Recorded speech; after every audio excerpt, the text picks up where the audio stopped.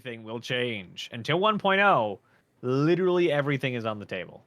Yeah, Evo's not as glorious as you might think. No, it is definitely not glorious. No, But it's Evo as is close what I as did in my 20s. possible. Yeah, as close as possible you can get to in-house QA, and Not you get paid. can definitely put that crap on a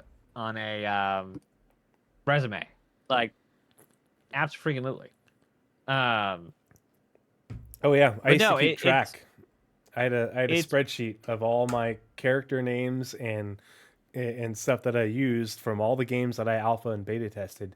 So that way, if I applied for an alpha or a beta test, I could send them this. And it's like, hey, if you guys want to look it up, here's my I forget resume. Please let me I forget what alpha I got alpha test into your game. because of that.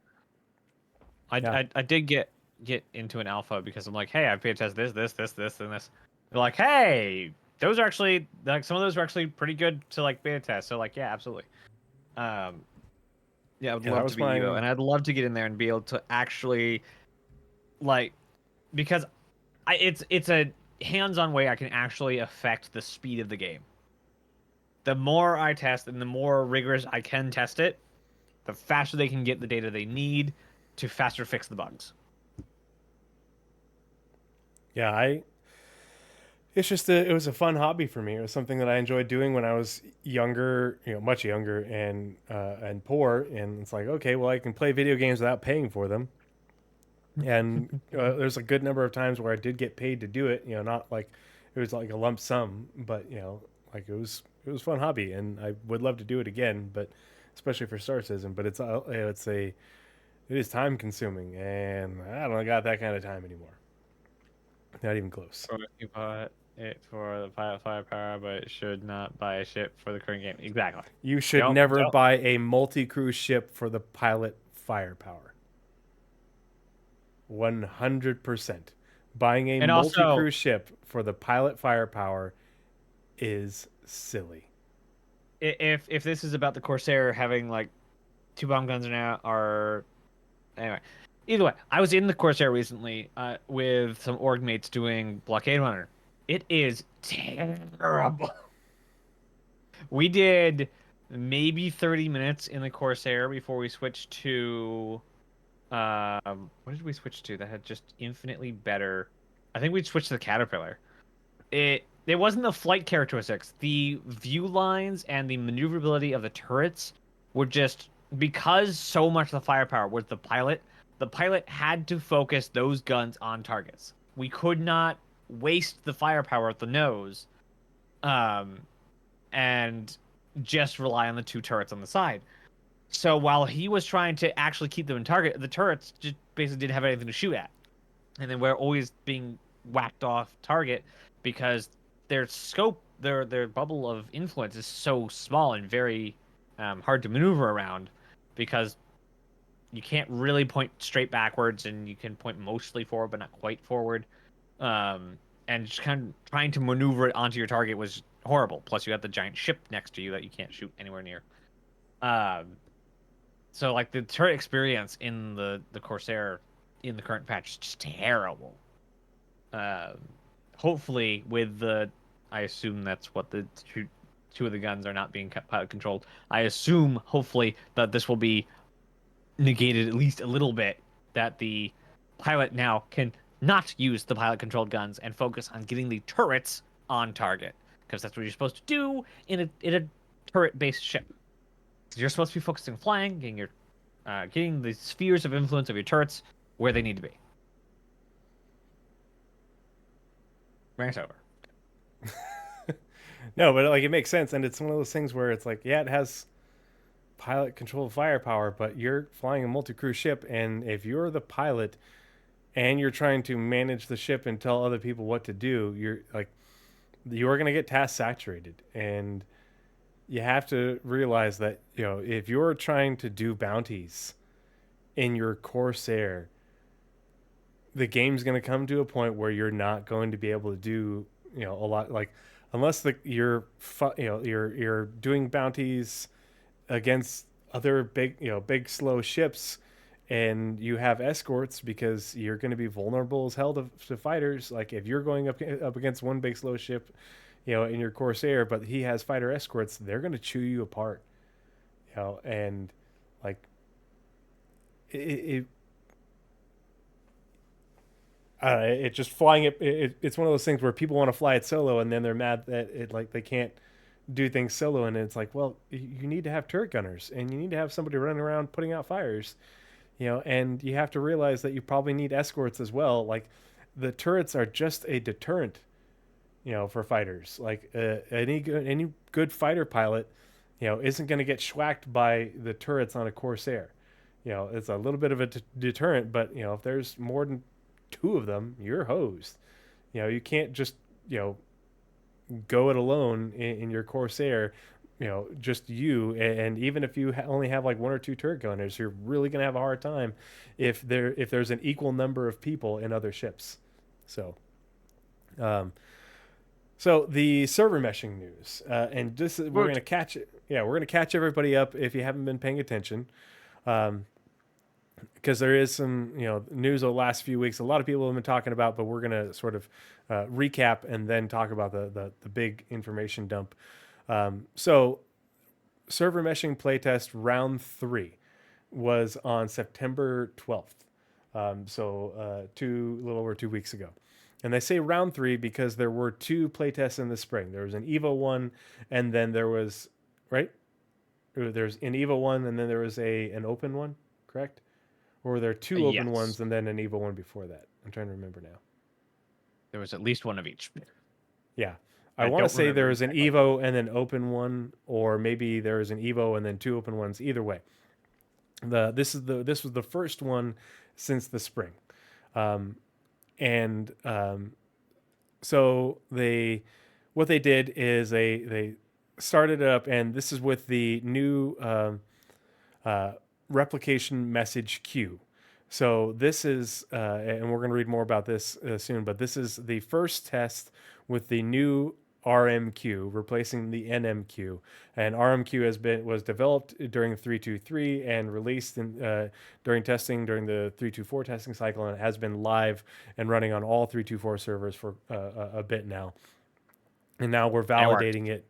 Yeah, and it works, in live, and now they're validating it in a server mesh environment. And so this first playtest, what they did is they started out with a single DGS and 100 players, and then they shut it down and relaunched because, again, this is a static configuration. They can't change the configuration on the fly. So they have to shut down these shards and then relaunch the shards in a new configuration. And so they went from 1 DGS and 100 players, like we have in live, to it was 3 DGSs and 5 players, or 500 players, DGS being dedicated game servers. And they kept that up for a little while. And then they shut it down and went to 6 DGSs and 1,000 players. And so I was in on this test, and the game launched, and it took one of the big glaring issues, and they talked about this, was how long it took people to get in and to load in. The what it was called as zoning in was way delayed. Yeah, phew, good thing the Kraken doesn't have pilot weapons. It's going to be hard enough to try and solo someone else's Kraken with engineering. Yeah.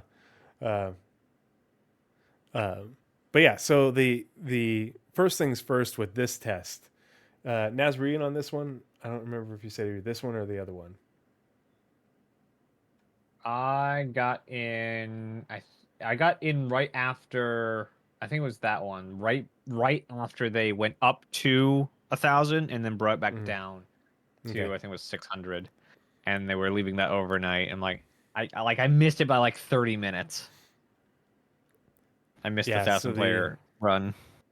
I was in on this one all the way through. I was on for several hours, and so I got to experience everything. And even before they got to 1,000 players with the 500, and then just all of the configurations except for the 1 to 100, loading into the game took far longer.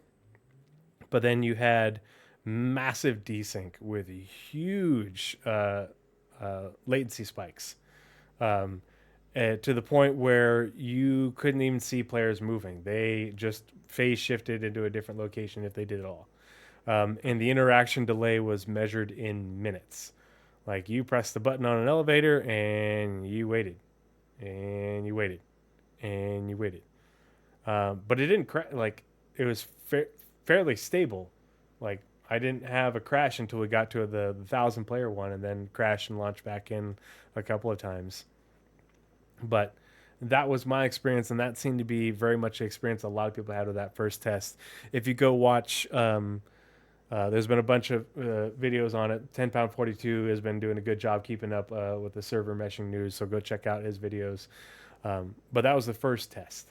So then the second test, round 4, was on the 19th. So 9 days ago. We didn't have a test this week, but we had one the week before. So they did the same thing with that test in terms of the configurations and increasing them as they went. In order to, what they're doing is they were trying to figure out at what point were different things starting to feel stress, and were things starting to fail, and were things starting to develop a backlog in terms of network performance, especially with the NMQ. So the RMQ. And this one was way better. I wasn't able to play it, but I watched. I literally had two different people's streams up watching them play, and obviously it still wasn't like live, but the interaction delay was measured in seconds, and you saw players running around and moving around, and that was the watching players move around. Obviously you were desynced in, but you weren't so desynced that they were, you're watching them phase in and out. You just were probably like a second or two, behind watching them. So there's a massive improvement in the desync, and then the interaction delay was down to a couple seconds the majority of the time. There's still big issues at the 1,000 player level. It started to get really stressed and everything like that. But that's the point of going to 1,000 players, is they have to stress it until it breaks. Yeah, and I believe that's one of the messages. I don't know if that's one of the ones we're reading, but I do remember Benoit saying like the interaction delay that happened in that version, even though it looked exactly like the same problem, it was no longer capped because of NM versus RMQ. It was RMQ was performing better than the servers were. Yeah. That's how sturdy RMQ works. Is it outperformed the last 10 years of server development. Yeah. What they the fixes from this test to this test address the major issues that they found, but there were still other issues to address and optimizations to be made. But they did fix the big thing. Yep. Another thing that people have noticed is that the transit systems really did not like the server meshing environment. That's because the transit system refactor isn't in. That's in 4.0. It's not works. In the it's not in these builds. That's why that's not part of what we're testing. Yeah, that's why the trams are messed up. That's why the elevators are a bit wonky. That's why currently R&R station elevators will teleport players back inside the station when attempting to use them. They're broken because the transit refactor isn't in. So if you watched a certain content creator's video and he talked about how these things aren't ready for server meshing, it's because that thing they're building isn't in these builds, and they told us that. We know. So the server meshing we were testing was a 3.2.4 branch. Yeah. This is not we're not on 4.0. And I imagine we'll cover this a lot as we go through this topic. What they're trying to do with having so many and trying to hammer down server meshing is, one, they need concurrency, not focus. So they need to just get 1,000 players to hit several meshes at once. They need to figure out where the entire server mesh problem breaks. They can't do that in Evo because there's only, I think somebody said, somewhere around 600 to 800 of them. So and they usually only get a couple hundred per test. Yeah. you know, And so yeah. they're splitting up the testing between the features of 4.0. That's Evo's job. Server meshing, that gets to be all of our job. So when they run these big tests, they're working on getting server meshing done and server meshing ready for live, basically ready for actually being implemented. Mm-hmm. The part where Evo gets to help with server meshing is how the features interact with server meshing, not necessarily getting the server mesh to just function basically. Um, and so that will mean that when they get to test 4.0, they will not have to start testing how to run a server mesh. Yep. The server meshing will have been validated. And Yes. yeah, obviously they'll probably still do some optimizations and fixes because they'll have to make things work within a server mesh environment. But that's the big thing is the game, the way it's built, all the features have been built to work. Yeah, you don't have to change the way things work in a server with your with the relationship of these features. They don't change because they're still communicating with the replication layer, which communicates with the server. That relationship was established already in 3.2.3. The only thing that's changing is now things can be handed off from one server to another via the replication layer, and you can change entity authority. So people worrying about features breaking due to server meshing, think some things are going to break. There are things that are going to be a bit wonky, but it's not going to the relationship of features to the game doesn't really change in a meshed environment. It's just allowing things to spread the load, divide up the load, and then to be able to hand off things as they transition ships, players, the entities on ships and everything as they move around the universe. So I think the big thing that's going to be kind of hard for them to test, but then once we get to PTU is where they'll validate it, will be the mission system refactor and the transit refactor. So once those will be in 4.0, they'll be in Evo with server meshing once it's in there, and then once gets to PTU, hopefully they'll get the concurrency to really validate the transit system refactor. The mission system refactor is a really low or is really not something that should be too much of an issue in that it isn't dependent on performance. Like it isn't something where your missions have to update on a regular basis. Yeah. And I'm pretty sure they've also been working on the switching over the modules to server meshing for the last 2 years. Night night, buddy. I'll see you in the morning. Sweet dreams.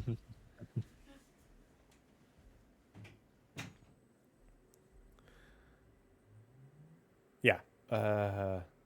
So, and so that was the most recent playtest. They didn't have one. Let's see. And they are planning one. Pardon me. I think you had the post. They are planning one for next week. So, within a week they already have enough fixes, and they did this I think 2 tests ago. Within a week or two they had enough fixes validated as internally validated that they're ready to test again and get more data and to see if those fixes worked. Unfortunately, they are doing what Yogi wishes he could do with the flight model, which is iterate and just push patch after patch after patch, trying to get where they want it to be.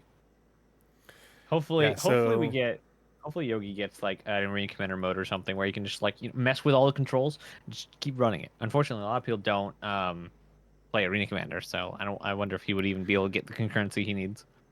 yeah, the amount of data. So Mm-hmm. Balt CIG is Benoit, the chief technical officer. So he said, and this was I think it was yesterday or the day before. So they were aiming to have all these last 2 tests have been on Thursdays.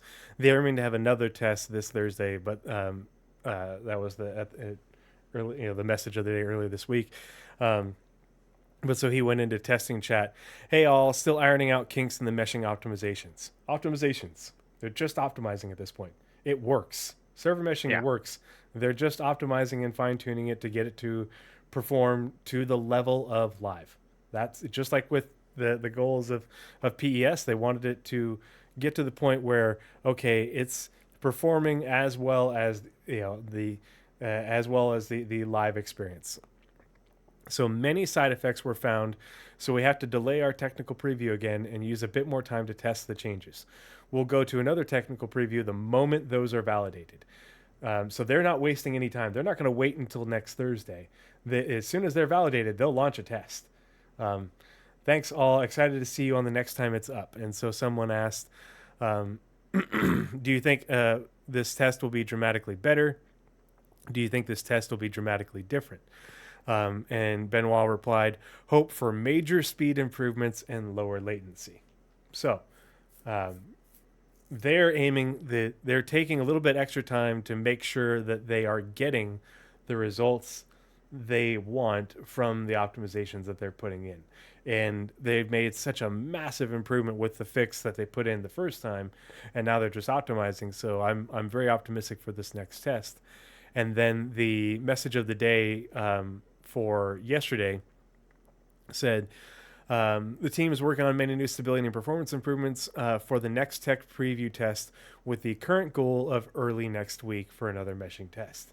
All the other messages of the day have said towards the end of this week, and they've been on Thursday. So keep that in mind. So let's go back to this. So on the 23rd, Benoit graced us with a giant update talking about everything that's been going on with the server meshing tests. So this is on the 23rd. So we're going to read through this and try to provide a little bit of clarity. If you guys have any questions in chat, hit us up. But this is really important. And again, if you want the links to any of these things, hop in my Discord. We can drop them off in the chat too if you want. But all these links will be in the show notes in the description when this goes up on YouTube on Monday. So, yeah. We did not Photoshop any of this. This is all real deal stuff. Was that a question? Yeah, we source up. So we don't have to shut up. Hey, Have people been? Well, no, there was that one. There was actually a post that somebody took completely out of context. Like they snapped a bit of it, and it basically read like, 4.0 has been like canceled or something. Oh yeah. Interdrift. We went through the September 18th Roadmap Roundup, and then we've been going through all the recent news on server meshing development and testing. And so this is the creme de la creme of that before we get into the Spectrum Pulse for the evening. So Naz, why don't you start us off? You want to do the whole thing at once? Yeah, or like we talked about, you can start at the top and go through the first segment. And yep. Actually, no, you read the whole thing. I'll just stop for your comments. It's fine. So let's top. Top says, "Hi everyone. I hope you're all having a great week so far. I wanted to take a moment to give you a brief, not really, update on server meshing and share a bit of recapitulation, action, post-action report for recent playtests, and a glimpse into our intent for the next phase. A quick recapitulation." Back in March 24, following meshing test A, we confirmed a critical design flaw in the network message queue and MQ used by game servers and hybrids. Hybrid service being the... no, I had it and then I just left. The hybrid service is the replication layer, but it also is a few other services lumped in there. Like minor services. Is Atlas part of it? Do you remember if Atlas is part of the hybrid? No, I don't forget what else is within the hybrid, but eventually all the things in the hybrid will be separated out into individual services. That way, the hybrid or each individual service could die on its own and be restarted. Could die on its own, but also like they can fine tune them individually without fine tune the replication layer without impacting the other, and also separate them out so that they can scale individually instead of as a group. Maybe you don't need, every time you create a new, because that's the thing. And I think this is coming with dynamic server meshing, but maybe you need a new replicant, an individual replication layer, but you don't need another copy of the other 4 things, for each. As you subdivide the area. Yep. What is it? GQ said, "No, don't be mistaken. This is brief. I know it's technically brief, but like, It's not Star Citizen average person brief. This is much more like definitely our kind of thing, not like, hey, server meshing went well kind of brief. Anyway, the NMQ is responsible for transmitting data over UDP. I'll give you 2 seconds. Something message. User datagram protocol. There we go. Sockets for both reliability and sockets for both reliable and unreliable, eventually consistent traffic. So basically, consistent traffic and inconsistent traffic, much like your hard drive is pretty good until you hit it with, I want a bit from there, bit from there, and bit from there. That's what RAM is for. So UDP sockets are for, and NMQ are both for reliable and unreliable traffic, as well as ensuring the security of data transmission. All game data, including serialized variables, entity properties, and remote method calls, pass through this message queue. The identified flaw caused issues when processing large amounts of binds and messages, leading to performance problems causing bottlenecks in the queue. Its usage of memory bandwidth was also problematic. To address this, the team went into focused development mode, aka, hey, we have to get this fixed yesterday, to create a replacement, the replication message queue, RMQ. The RMQ is designed to significantly improve bandwidth efficiency and maintain security for game servers, clients, and replicants. Most importantly, it aims to prevent major network bottlenecks that players would typically experience as prolonged interaction delays affecting multiple users simultaneously. As previous shards, we introduced as previously shared. Oh, sure. Yeah, I can read. I swear. As previously shared, we introduced the first version of RMQ in early 324 releases as a canary on select shards. So basically, they had some with NMQ, some with RMQ. They were basically waiting to see which one broke first, and if when the NMQ went bad, did the RMQ go bad, or vice versa? And can the RMQ not outlast, but the NMQ had problems with old servers because as entities piled up, as you didn't throw your balls in the trash can, the NMQ would just get inundated and bottleneck these repeated messages that it had to send, and they were having this duality kind of server base with NMQ and RMQ to see if the aging problem was still there. Now it's fully deployed across all 3.241 shards. We're closely monitoring RMQ performance in relation to shard age, as I said, as we observed in 321 or 323.1 that as shards age, the number of bind messages increase significantly. Encouragingly, since implementing the RMQ, we've observed clear improvements in our metrics and performance captures. We're optimistic that these positive trends will persist as shards age, though we continue to monitor the situation closely. So they're still gathering age data. Mm-hmm. Yeah, and as you put it really, really well, because that's a thing. What the message queue, what the replication message queue does is, as it creates things are put in queues, and so as information is sent to the replication layer, because the replication layer is the go between servers and clients, and like servers and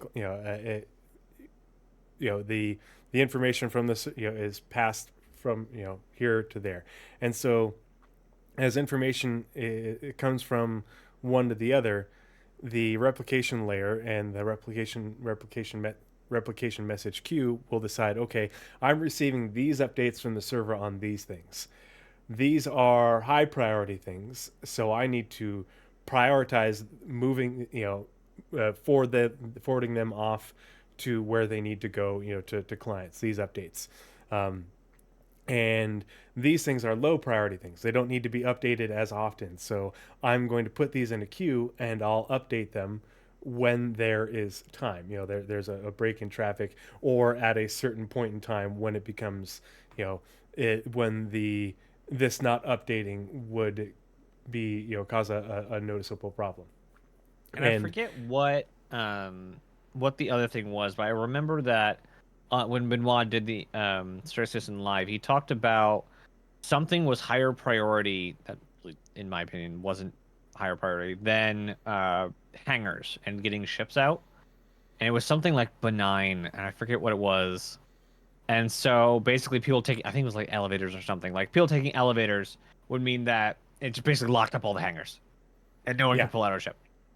yep, yeah, and that's and all these different requests and updates, because everything in the game gets updated on a uh, um, or sends updates based off of like a however many server ticks or something like that.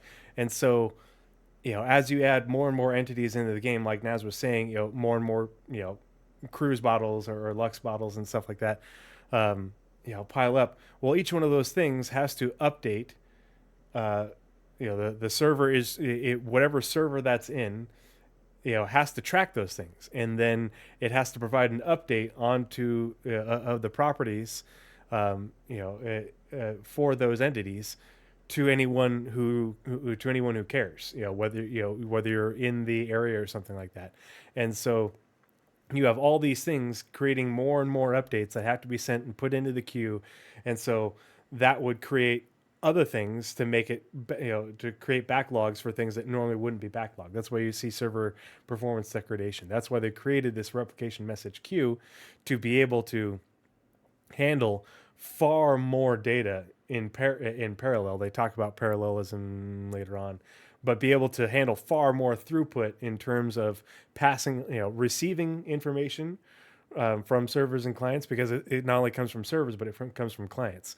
As you're moving, you're sending updates to the replication layer. As you are changing things on your character or on your ship, or pulling things out of inventory, you're sending updates. As you shoot, you're sending updates. And so those things like are prioritized based off of, hey, is this a thing that needs to be updated quick, in like nanoseconds, or is this something that can be updated every 10 seconds or something like that? That's what the replication message queue does. Is it's basically it's a much bigger pipe for information, but it also handles that information far more efficiently, so that way you don't have these perceived bottlenecks. Yeah. And that basically cause everything to just stop working. Pardon me. But if you didn't watch that ISC, right? SEL. What's that? SEL.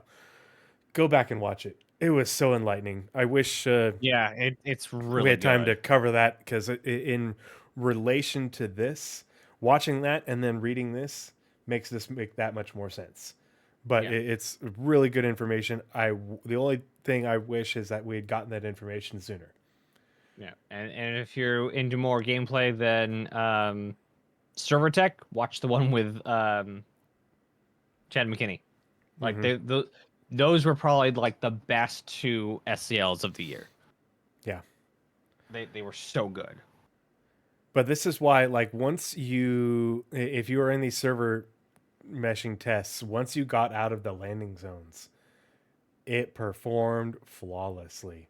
Like, servers were running at 30 FPS. There was no, there was no like slowdowns or anything like that. Holy crap. So moving on, server meshing tests with RMQ in place, along with other hybrid improvements. So, improving the replication layer, we have resumed server meshing tests using the current patch code base at 324. Our test objectives are to identify areas needing optimization to achieve low latency replication at scale with the actual game and real players. So, this is really important, because they are doing, when they say the actual game and real players, they've been running this and running server meshing tests in a simulated environment. Naz and I have talked about the Linux headless clients. I am What do they pretty call it? They had a confident. name for it. Yeah, they've called it headless clients. They've called it something else, but They have a uh, like it was like Star Tester or something stupid. They have a name for it where they can run hundreds of headless clients. yeah, they can run hundreds of characters in a game in a server, um, and you can make those characters that are just basically run by the game. You know, they're do things to mimic player behavior, and really just it's getting them to log in and move around between entity zones and cross around between the server and stuff and perform basic tasks that will allow it to test the basic functionality. So they've been testing. They talked about that in They talked about this in the. Here, hold on. I'm going to find it because this is important. And Aether Draft, I don't know if you were here when we did discuss because they weren't testing elevators. The elevators and trams are part of the transit system, which is completely being ripped out and replaced for 4.0. And they knew it was going to break. That was not part of the test. It is going to break because they knew it was going to break because it will break because server meshing. It Here, was just not part of the test. They already knew. the cloud test launcher. Cloud test launcher. That's the one. Yeah. Yep. The cloud test launcher was something they were developing in order to be able to test server meshing at the scale, because the big issue was they needed to be able to test it at a level of scale they couldn't do with PES, that they didn't get in PTU and they could only get into live. And so and the issue was the number of connections. They had so many people trying to connect that it overwhelmed their backend. Well, now they're able to simulate massive amounts of connections digitally in order to make sure their backend is robust enough, so that way the PS failures don't happen. And so they've been using that to test server meshing. And what we've just experienced, they did that with headless clients and the cloud test launcher beforehand. So the other objectives are to pinpoint game features that require adjustment for higher player counts, pinpoint game environments that need adjustments for higher player counts, landing zones. Landing zones.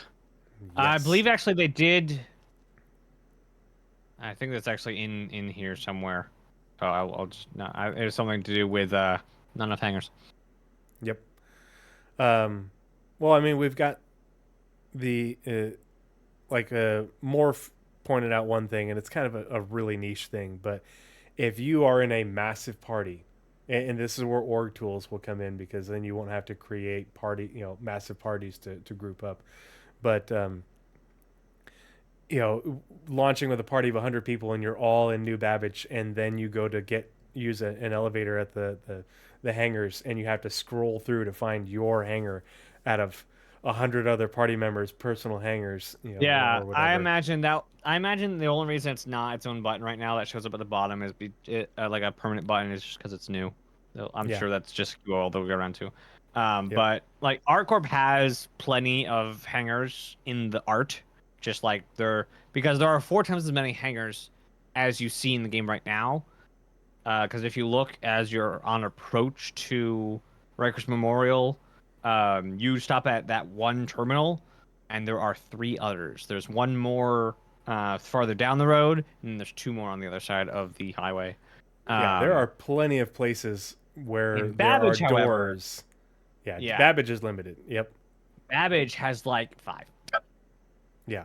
I So think the there. Babbage International or Intergalactic Spaceport will basically need a complete rework to make it function in the perceived what we now know as the future of Star Citizen. Yeah. And it's not that they need it's not like the physical hangar space because of the instancing. It's if you have more than a certain number of people in their personal hangars ready to take off, they're going to Mm-hmm. get put in a queue before they can get their instance hangar moved in from ethereal space to where the actual door is to leave.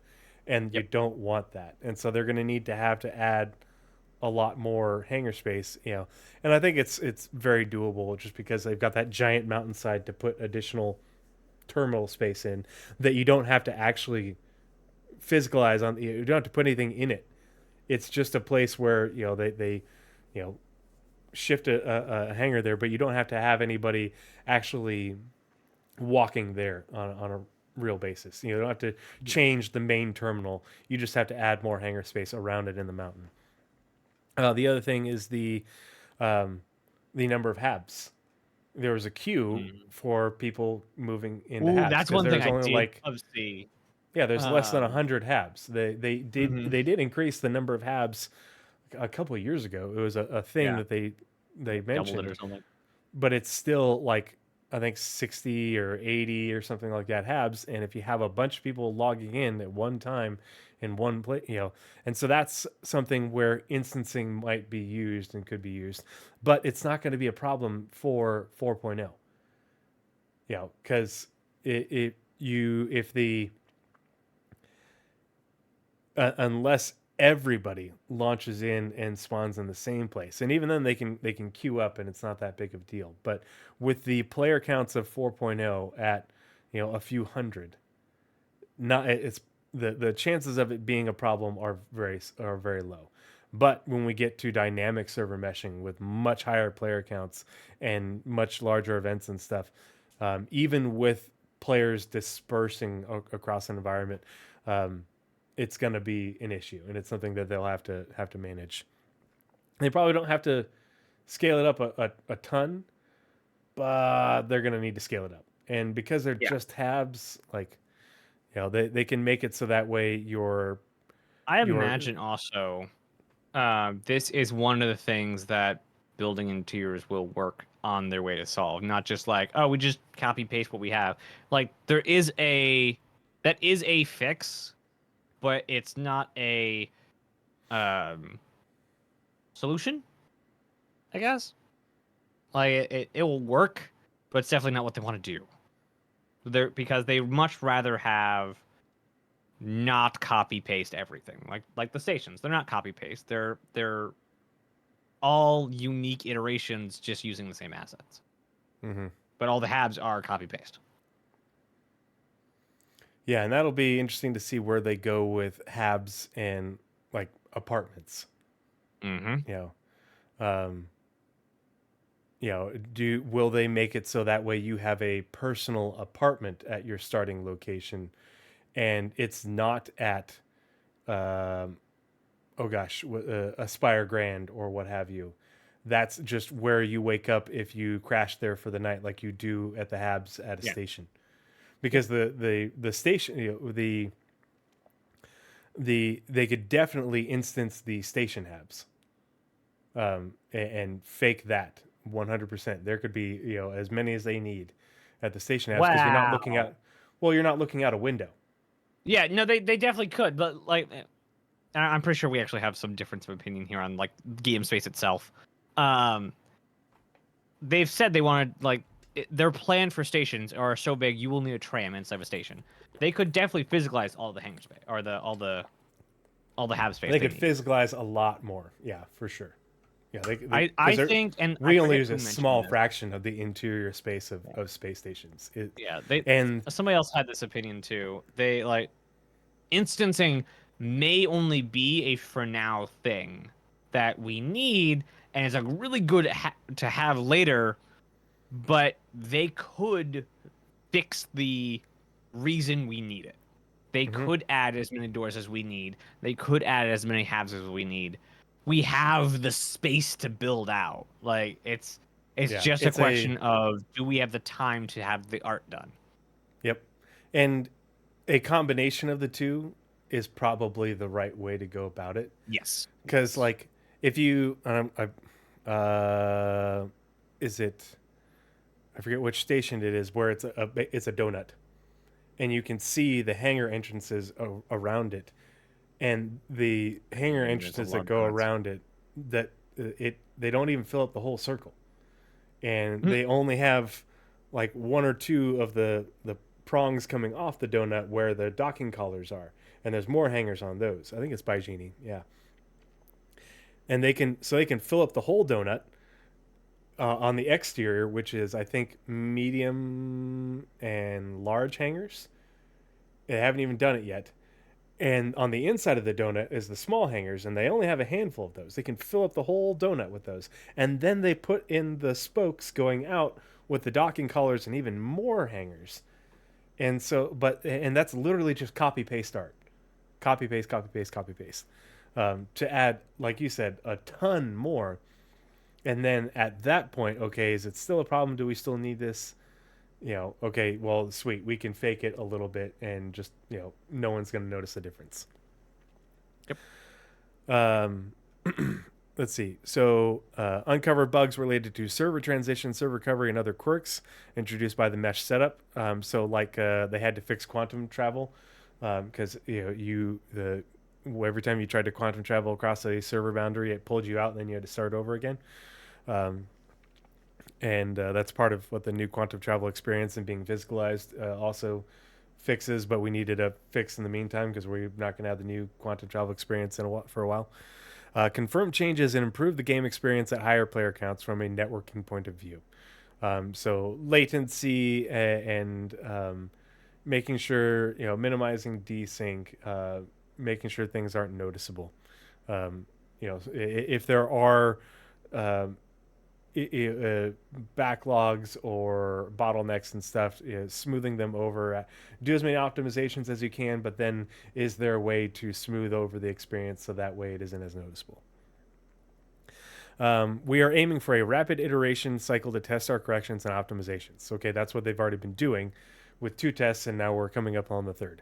Ensuring progress at each step, which they have, without interference from other changes to the game. So that's why they're doing this in tech preview, rather than in PTU where they're adding in new features and stuff. It's the same build every time. The only change is on the back end.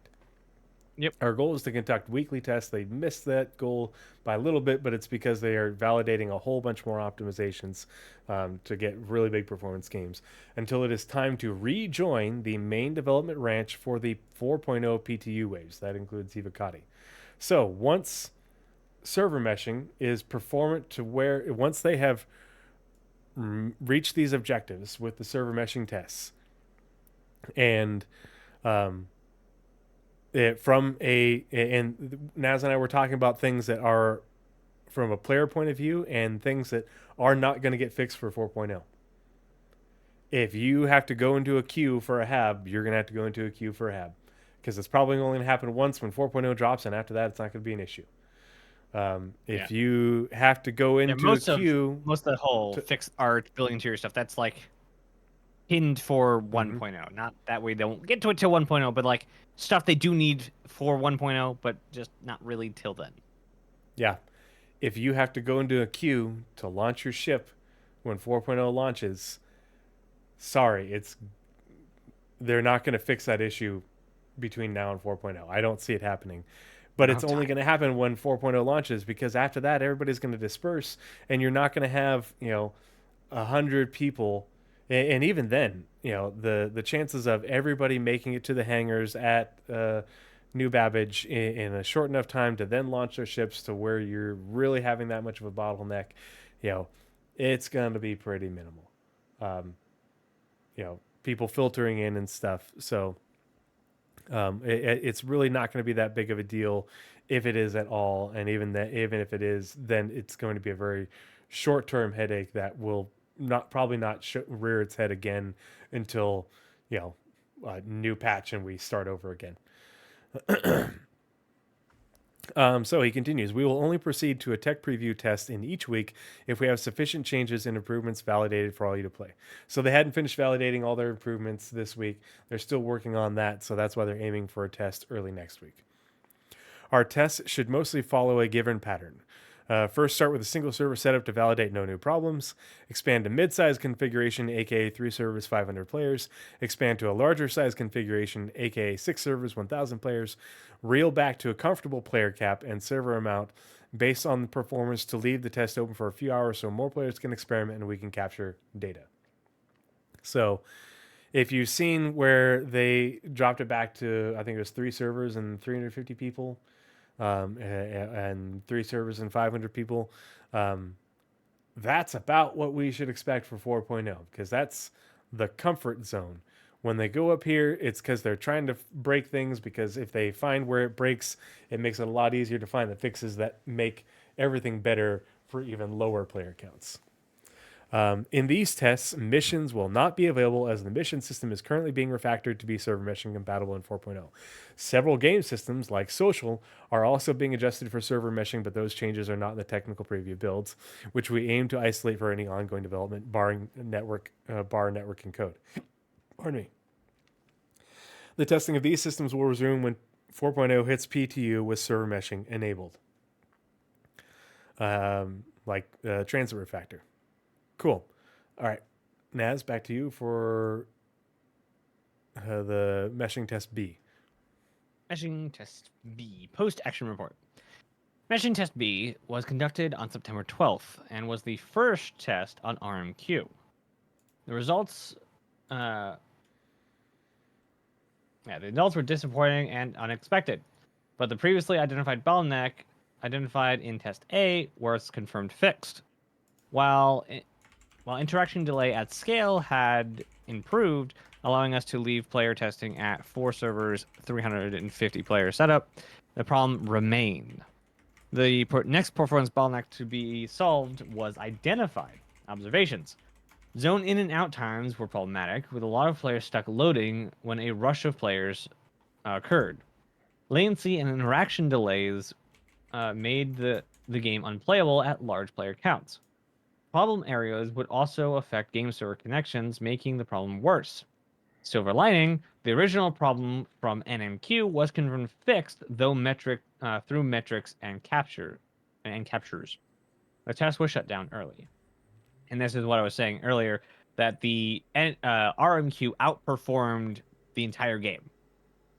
They found another problem with the game, with the server setup, that looked like the problem with NMQ, but it wasn't. Mm-hmm. Yeah, so it was overall a success, in that it worked, but it didn't work, how they wanted it to. But they fixed It wasn't the only thing. Yeah, they fixed the big problem with the NMQ. They validated RMQ, and after this, they're like, okay, we need to do a lot of optimizations. AetherDrift369, the 1,000 player shards, I don't think that is the goal for 4.0 at all. Not even close. Nope. That is probably the goal for the up to 6 servers and up to 1,000 connected clients being managed by a single replicant is probably the goal on the upper limit, because they have to have, and Naz and I have talked about this, but they have to, and we talked about this when I was streaming, but they have to have breathing room. So imagine you have we're in dynamic server meshing, and you have one replication layer and 4 servers, and that are managing microtech,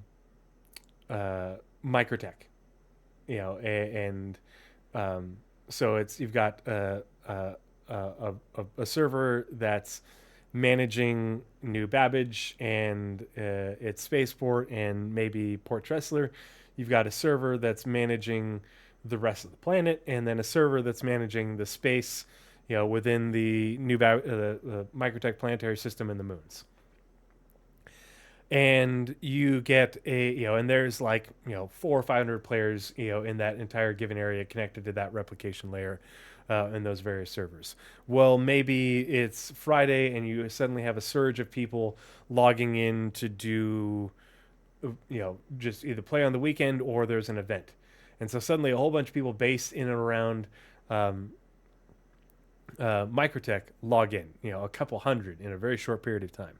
Well, it takes time it doesn't happen instantly, but it also, it doesn't take a super long time, but it takes time to subdivide that that grouping. It's not a shard because that's just one grouping of a replication layer and multiple servers within what would be the shard, which would have multiple other replication layers managing other groups of servers and connected clients across, Pyro, Stanton, Nix, what have you. But if you suddenly have that space fill up with a lot more people, you need to subdivide it again. Well, um, as an example, Elder Scrolls Online uses a replication layer model, um, not entirely dissimilar to what static server meshing does for Star Citizen.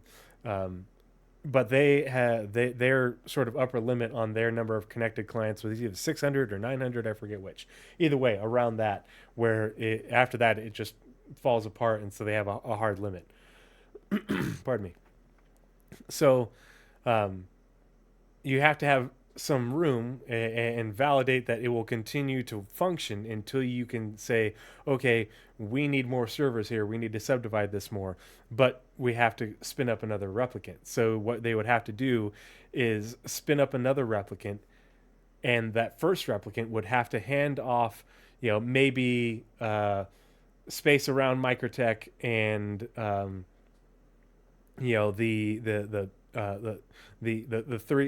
the servers that weren't New Babbage and Port Tressler would have to hand those off to the previous replicant or the new replicant, while the current one would have to subdivide New Babbage into multiple servers. And so if you think about everywhere that there's a tram, in between that tram stop and that next place, that could be another server easily, especially for Dynamic V1. And so they could say the spaceport is a server, the commons are a server, and whatever, the three tram stops. But trams make it really easy for servers and the replication layer to hand off clients across entity zones, because you've got a tram ride, you've got all that time for that data to go through the replication message queue and then come off on the other end, without a giant issues handing off things between servers, versus if it's bullets being handed off across one server boundary to the next. So that's how that would work, in the meantime. So that way it doesn't all come to a crashing halt. That's initial replicant could handle up to say 1,000 people and 6 servers, while you spin up another replicant to then, okay, here, you take this, I'm gonna have this, and then I'm gonna spin up 2 more servers or whatever to make it to spread the load. So that way I don't have a single server in New Babbage with 600 people. Hopefully that makes sense. Naz, you have anything to add on that? Nope. Okay. Meshing Test C. Meshing Test C was conducted on September 19th and included performance optimizations. So they validated the fixes work. The thing works. We are now just optimizing it and going through a series of optimizations. Test C was the first to use a build with the legacy NMQ system stripped out. So they had to strip out the entire old system out to be able to optimize the new system. This was an important step, as RMQ has been designed for greater parallelism. So they couldn't give RMQ all the bandwidth they wanted to give it, because they still had this other system over here in the way. But these optimizations could not be unlocked while we still needed to support NMQ. Test C included the first round of these planned optimizations. So they already have plans, multiple rounds of plans, but they have to implement them in an iterative fashion, and significantly improved our ability to scale before the interaction delay grows and the game becomes unplayable. This test also allowed us to start seeing more gameplay related issues as players spread around the game world and we were able to experience a mesh universe. So not only are they able to get information on how their server meshing technology is working, but also they're able to get data for gameplay related things that they can pass on to the gameplay teams. Be like, hey, you need to fix this for 4.0. You need to optimize this for 4.0. This test was a big step forward. We were able to successfully identify additional issues present, but walked away from this playtest feeling optimistic. Observations. Zoning in and out times were still problematic at higher player counts. So, players logging in was a huge issue. It took a long time to log in. Many players have XL hangers, but there aren't enough XL gateways when many players spawn in a short period of time. ATC queue times were too high. So are they going to be able to do something about that in 4.0? I don't know. We'll see. Social systems are still tied per game server and not game shard, causing channels to be empty for players in other areas. Player count max looked capped at 100, even though the system is not limited. This work will happen in 4.0 stream. In the 4.0 stream, so as not to introduce large changes in tech preview. So they're not going to worry about the social systems work, in fixing that in tech preview. That won't happen until it, server meshing gets reintroduced into the 4.0 stream. Higher player count and markers are a usability visibility issue and have a performance cost on the client. So this is one thing that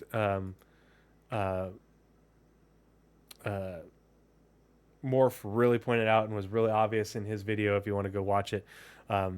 The large player counts, a lot of player items are not very performant, and it's not a big deal and there's only a couple of people on the screen. But when you have hundreds of people wearing all this fancy high poly gear and everything, it's not very performant. So that's something that they're going to have to work on. This is But something at the Ray same talked about like 2-3 years ago. The absolute concentration is not a problem for servers; it's a problem for clients. Yeah, and this is the thing where optimizing gear, and character stuff is going to be an ongoing thing, but it's mostly probably going to be related to legacy items. Because a lot of the newer items have been made to newer standards and stuff, so they're going to have to go through older stuff, and how much they'll get done, we don't know. But also another big issue, big part of this is the GPU utilization was really low and CPU is really high, and so a lot of this is going to come from we have Vulkan, but we barely have Vulkan in. There's no parallelization with Vulkan right now, so and multi-threading. So that will help a lot of that, but this is going to be an ongoing thing as I go through that backlog. But the UI thing, having all those UI markers is a big performance cost. And so culling those or making it so that way you only see certain ones at a certain distance, how they make that work, I don't know. Give us the option to turn them off. Yeah. Bathrooms in New Babbage. And again, this is one of those things where not a big deal when you have a party of 5. But when you have a party of 150 people and they're all on screen and party markers are working, yeah. Yeah, there's going to be lots of the UI teams that are going to have their hands full. Bathrooms in New Babbage were clogged, causing massive conga lines as players queued up to wait for their turn. That's a troll from Benoit. Latency and interaction delays went up in the 1,000 player test, where clear new performance optimization hotspots were found. This is the focus of the work until the next test. So that's the thing, is they're going to doing the 1,000 player test showed where these delays were that they weren't apparent with the lower level tests. And so I'm pretty sure that's where people got this is their plan, that's what they're working on until the next test. But they didn't say that. They said that's what they're working on until the next test. They didn't say this is what we're working on for 4.0. And so people are extrapolating this is what we're working on till the next test into this is our plan. Literally not what they said. Yeah. They're just extrapolating from the data, like from data they were given. They're trying to extrapolate a meaning that wasn't said. Yeah. Or in basic terms, they took it out of context. Getting these performance optimization hotspots addressed that were visible here will make it so that way the experience here is that much better. And I'm pretty sure they already confirmed poop mechanics a while ago. Like that's been confirmed. Like that's a thing. And they talked about it last year at CitizenCon. It's called hygiene. Like that's a thing. A hybrid crash would Exactly. cause 30k errors sporadically in the meshing setup. This is the focus of the work until the next task. I did experience a couple crashes, 30ks, and they 30k'd in that there was no server recovery, which means that it was a Oh. hybrid crash. And Oh.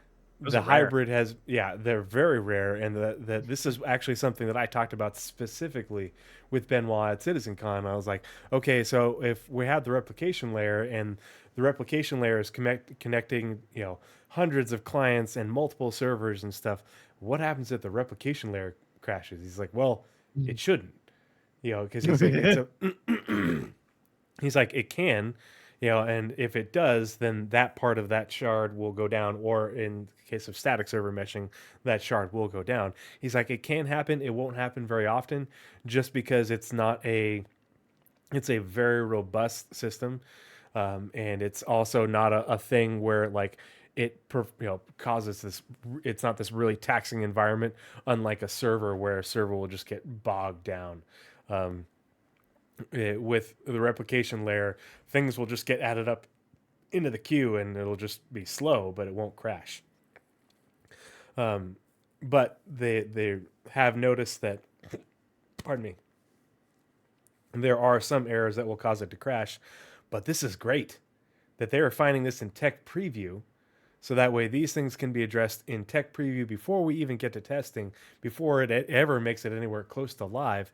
So that way these crashes to the hybrid, which would, this is where it would be like the old days, where a server crashed and everything was gone.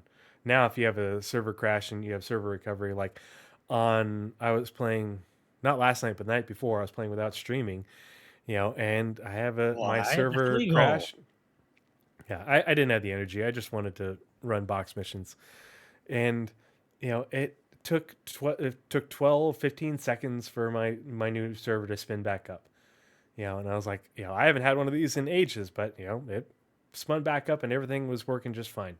The only thing that bothered me is I had just run back inside to my ship to drop off a bunch of things that I had looted at an outpost. And I was about to drop off my backpack in the ship to go and get the backpack that I wanted that I had found in a red crate. And when I went back in the outpost, that red crate was not there. Oh. And I was like, oh man, I really wanted that backpack. But the really weird thing is I took another delivery mission to another outpost from there, and I found in the exact same spot because the outposts are laid out it was the outpost, it was a mining outpost, so it was laid out the same. Yeah. It was a red crate in one of the the mining control rooms or whatever. In the exact same spot, there was another red crate that had the exact same backpack in it. And I was like, okay, that's Nice. weird. And so I did end up getting it. Sorry, tangent, but I was Nice. very happy to get that backpack. I am my in-game character for my Zero to Hero is the level of frugal that my wife wishes I was. Yeah. So yeah, the post-action report for Meshing Test C for me is super encouraging. Super encouraging. And I debated, I was like, Naz, do we want to go over this now, or do we want to wait until the next test? But I'm like, if we keep doing that, we're just going to keep kicking the can after each test because they're going to do more, Yep. But after having this, I was like, we got to cover this. So, yeah. Yeah, was it the same cat? And the last section for you, Naz. Last section for me. I completely went to a different window because I thought we were done. Yeah, this is a Onward. really great post. I hope we get more of these because this is the kind of communication Benoit, we need more often. I don't know what kind of we like should have had higher... this for the RMQ earlier. Yeah, I don't know what kind of higher level Benoit has ascended to after being hired on as the CTO. He's Benoit the White. C whatever he is. Yeah, he's now Benoit the White. Like he was Benoit the Gray. Now he's so the White. much. Like he's been posting more. Like obviously now he's in the company, so it's his company too now. But he's like, he's just been doing so much awesome stuff since he's been brought into the CIG company. So we're under the onward bit is where we're at. Yep. Yep. All right. These, well, while these early results are promising, steps forward are the promising steps forward. We are aware that challenges remain. We're committed to tackling each hurdle through rapid iteration, always aiming to improve your gaming experience. To those who have participated in these tests, your dedication is truly inspiring. Taking time out of your day to come and try our new features and tech, much respect. It is a pleasure and a privilege to progress on this technology together. Your insights and patience are invaluable as we transform our game to be the MMO we always wanted it to be. We're excited about the path ahead and will keep you all updated on our journey. Thank you for being an integral part of this ambitious project with us. '07 Benoit. Yeah, Benoit is awesome. I'm a big fan of Benoit. I had such a great time chatting with him at CitizenCon, but this write up and then what he wrote in the postmortem for 318 and 319, like everything he puts out is Pretty sure he was also in the letter from the gold. chairman last Yep. one we had. Mm-hmm. So Yeah, I like big posts. was it Tomato put out a YouTube poll today. It was like are do you feel good about the direction or something of the project right now of Star Citizen? And like yeah, I feel really good about the development right now. Like it's moving so fast and they know the road ahead. Even if stuff makes the development slower, they still know what's ahead. And the people who are now in charge of the overall project, being um, Benoit on the technology side and Tyler on the like game direction, after proving his worth in Squadron, is now on the precipice of release. Um, and we know it's been confirmed feature complete last year. So they've had 12 months of post feature complete work. The monthly report of August for Squadron was this big. Like if you zoom out, it's like it's there's what 5 teams, and it's all like we did some tool work, we made them stand in one place better. Like it's really minor stuff. Um, what you got there? This post. Am I supposed to be looking at something specific? From Daniel Roseberg Drake. Excited for CitizenCon 2954. Can you guess what we'll be showing? Question mark, smiley face.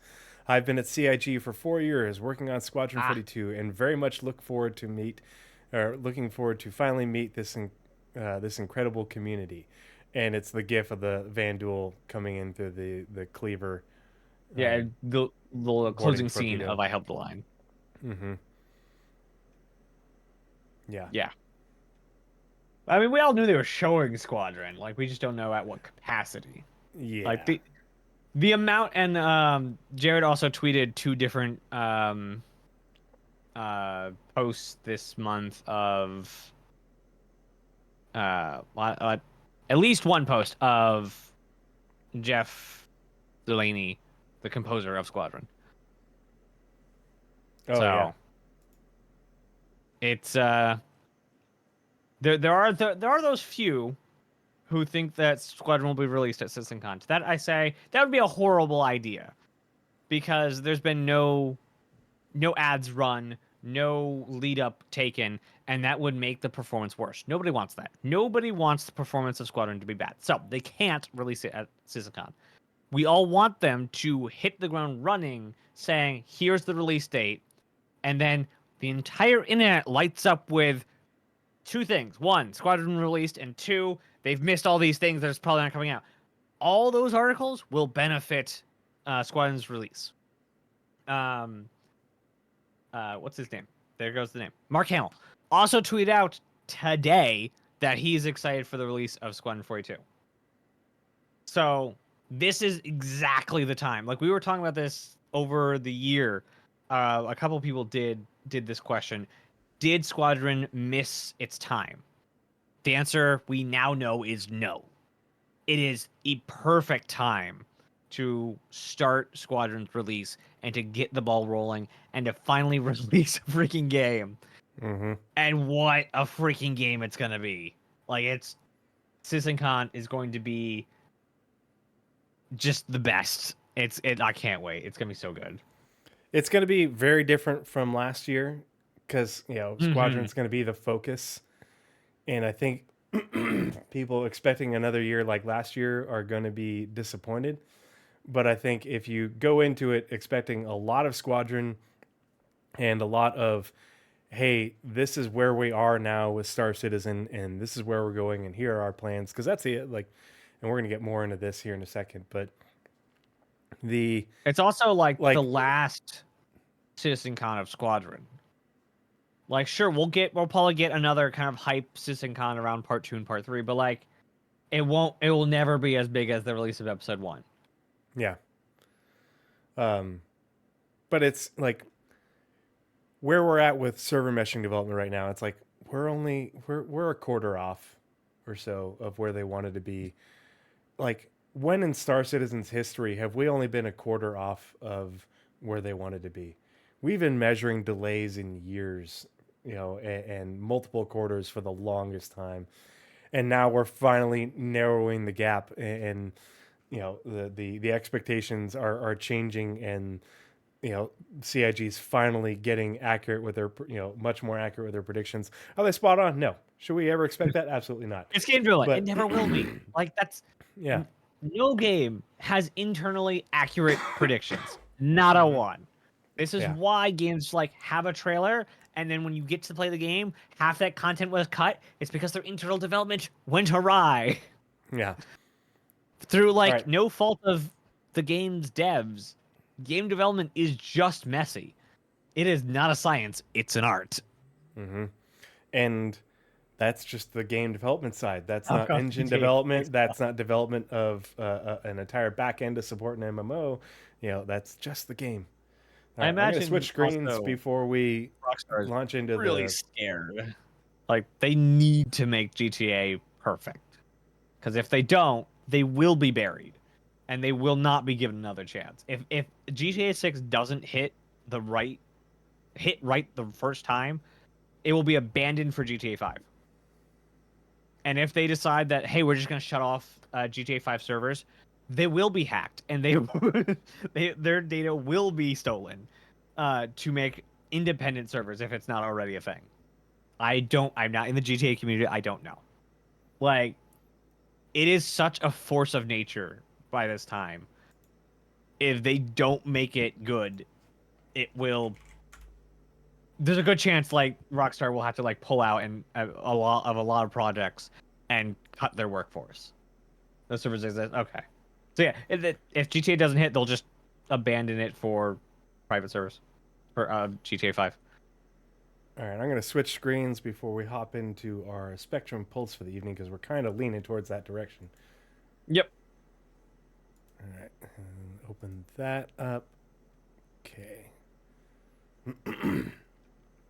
And switching back now.